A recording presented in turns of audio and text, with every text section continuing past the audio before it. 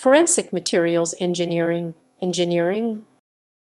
Forensic materials engineering, a branch of forensic engineering, focuses on the material evidence from crime or accident scenes, seeking defects in those materials which might explain why an accident occurred or the source of a specific material to identify a criminal.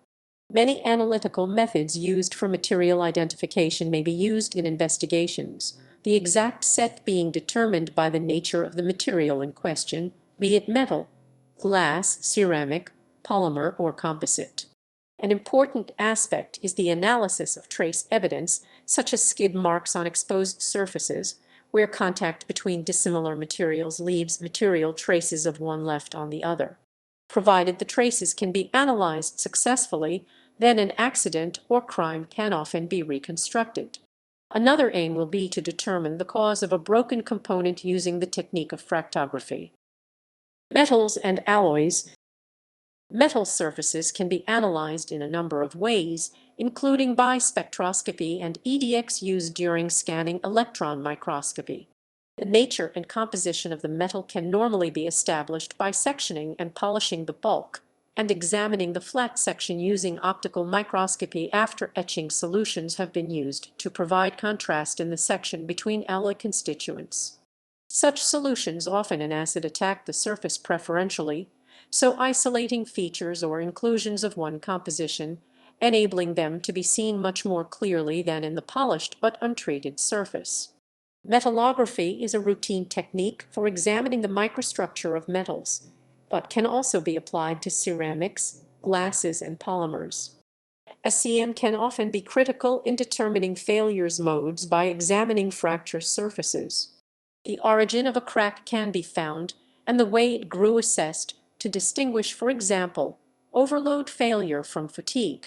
Often, however, fatigue fractures are easy to distinguish from overload failures by the lack of ductility and the existence of a fast crack growth region and the slow crack growth area on the fracture surface. Crankshaft fatigue, for example, is a common failure mode for engine parts. The example shows just two such zones: the slow crack at the base, the fast at the top. Ceramics and glasses. Hard products like ceramic pottery and glass windscreens can be studied using the same SEM methods used for metals, especially SEM conducted at low vacuum. Fracture surfaces are especially valuable sources of information because surface features like hachures can enable the origin or origins of the cracks to be found. Analysis of the surface features is carried out using fractography. The position of the origin can then be matched with likely loads on the product.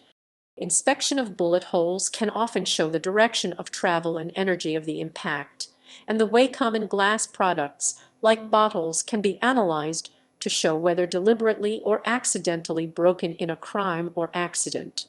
Defects such as foreign particles will often occur near or at the origin of the critical crack and can be readily identified by SEM. Polymers and composites. Thermoplastics, thermosets, and composites can be analyzed using FTIR and UV spectroscopy, as well as NMR and SEM. Failed samples can either be dissolved in a suitable solvent and examined directly UV, IR, and NMR spectroscopy, or as a thin film cast from solvent, or cut using microtomy from the solid product. The slicing method is preferable since there are no complications from solvent absorption, and the integrity of the sample is partly preserved. Fractured products can be examined using fractography, an especially useful method for all fractured components using macrophotography and optical microscopy.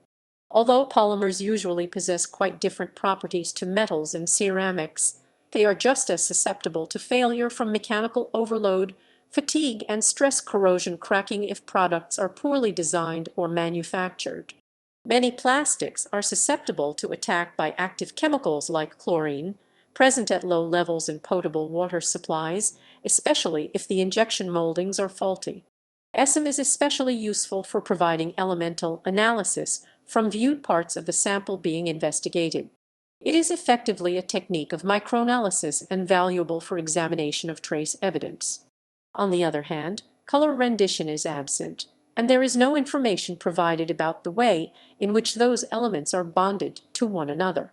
Specimens will be exposed to a vacuum, so any volatiles may be removed, and surfaces may be contaminated by substances used to attach the sample to the mount. Elastomers.